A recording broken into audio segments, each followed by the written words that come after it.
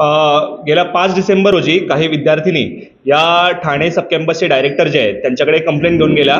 मागच्या काही दिवसांपासून त्यांना एक पत्र त्यांच्या बॅगेमध्ये सापडत होतं। त्या पत्रामध्ये एकदम अश्लील मजकूर लिहिलेला होता आणि त्यांच्यावरती बलात्कार करण्याच्या धमक्या ज्या आहे या पत्राद्वारे त्यांना देण्यात आल्या होत्या। ही कंप्लेंट घेऊन जेव्हा ते डायरेक्टरपाशी गेले तर डायरेक्टरने त्यांच्याकडून एकही लेखी तक्रार जी आहे ती घेतली नाही आणि उलट त्यांना जे आहे ते पोलीस स्टेशनला पाठवून त्यांना पोलीस स्टेशनला पाठवले गेले एका स्टाफ सोबत। याच्यात ऍक्च्युअली अपेक्षित होतं की डायरेक्टरने स्वतः त्यांना घेऊन पोलीस स्टेशनला जावं आणि त्याच्याबद्दलची पुढची चौकशी करावी, पण असं काही करण्यात नाही आलं। त्या विद्यार्थिनी या एकूण प्रशासनाच्या दबावामुळे त्यांनी FIR पण करू शकल्या नाही, पण त्यांनी हा विषय जो आहे तो पूर्ण डायरेक्टरला सांगितला होता।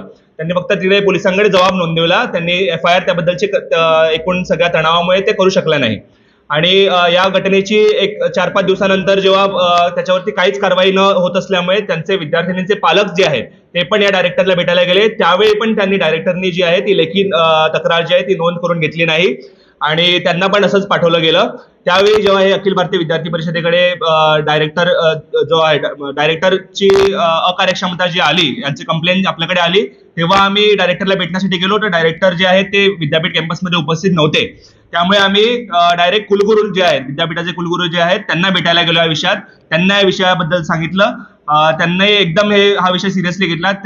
एकदम निंदनीय बाब आहे की हा विषय जो आहे एवढा सिरियस विषय असून सुद्धा डायरेक्टर कडून हा कुलगुरूकडे विषय तो गेला पण नव्हता। तो आमच्या तोंडून त्यांना काल आम्हाला सांगावं लागला की असा विषय घडलेला आहे, त्याबद्दल तुम्ही चौकशी करावी।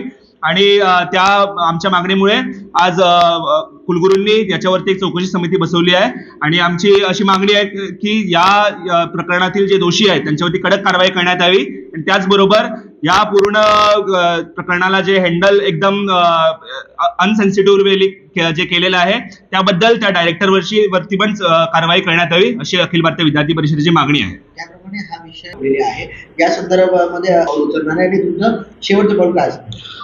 या विषयात कसं आलं की जेव्हा एक विद्यार्थिनी आपल्या कॉलेज कॅम्पसचा विषय घेऊन आपल्या डायरेक्टरकडे जाते त्यावेळी त्या डायरेक्टरचं एक हे असतं, रोल असतो की त्यांनी तो विषय जो आहे त्याची सिरियसनेस बघता त्यांना त्या विद्यार्थिनींना घेऊन पोलिसांकडे गेलं पाहिजे, त्याची FIR लॉन्च केली पाहिजे, त्याचा फॉलोअप घेऊन त्याची चौकशी जी आहे ती त्यांनी बसवली पाहिजे। ही अकार्यक्षमता, या असंवेदनशीलता या एकूण प्रकरणाकडे जी संचालकाने दाखवली आहे त्याला आमचा मुख्य विरोध आहे।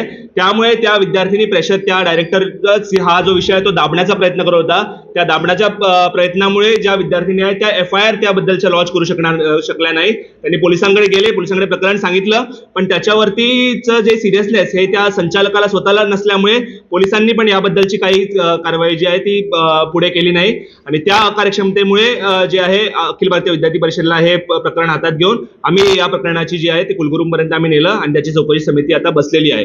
पण एकूणच पूर्ण ठाणे सब कॅम्पसमध्ये एक भीतीदायक वातावरण जे आहे ते निर्माण झालेलं आहे, कारण विद्यार्थिनींना ज्या एका आशेतून आम्ही युनिव्हर्सिटीकडे बघतो, एखाद्या कॉलेजमध्ये जर प्रकरण असं घडलं तर आम्ही विद्यापीठाकडे बघतो की विद्यापीठ आम्हाला याच्याबद्दल सोल्युशन देईल, पण विद्यापीठाच्या सब कॅम्पसमध्येच जर डायरेक्टर असं गोष्टी घडत असतील तर ते एकदम निंदनीय प्रकरण आहे।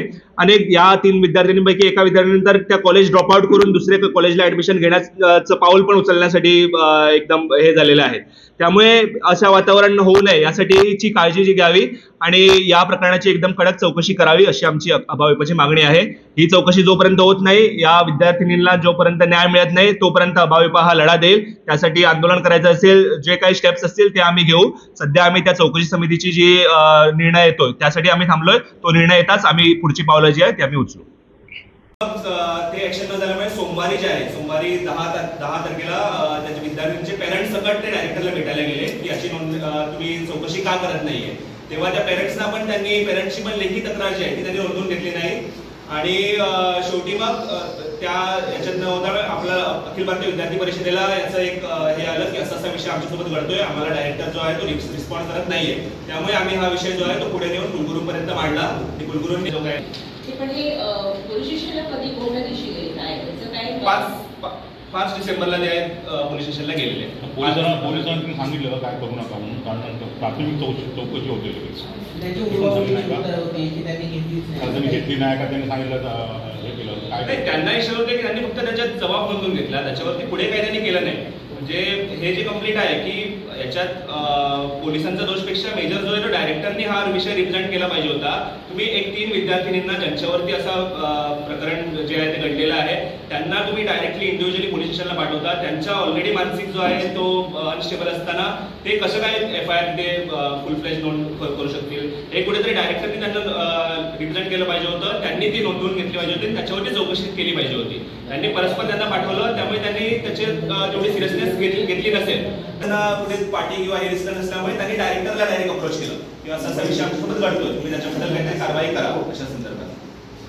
काहीतरी गोष्ट घडते का? पालक जर पोलिसांना भेटले तर पोलिसांनी सुद्धा निग्लेक्ट केलं कसं काय होऊ शकतं? नाही, पालक जे आहे ते डायरेक्टरला भेटायला आले होते. नाही, तुम्ही आज म्हटलंय नाही, त्याच्याबद्दलच्या पुढे पोलिसांची कारवाई काही झालेली नाहीये, कारण त्या जाब जो त्यांनी फक्त नोंदवून घेतला त्याच्यावरती FIR किंवा अशी फाईल केली नाही. त्या विद्यार्थ्यांनीच मागे सोडून ती FIR केली नाही. त्यांना अंडर यांच्या प्रेशरमुळे ते FIR करू शकले नाही. त्यामुळे पोलिसांनी पुढील कारवाई अशी काही केली नाही. पण डायरेक्टरने पण त्याच्यावर विषयातलं पुढे जे काय ती कारवाई केली नाही. त्यांनी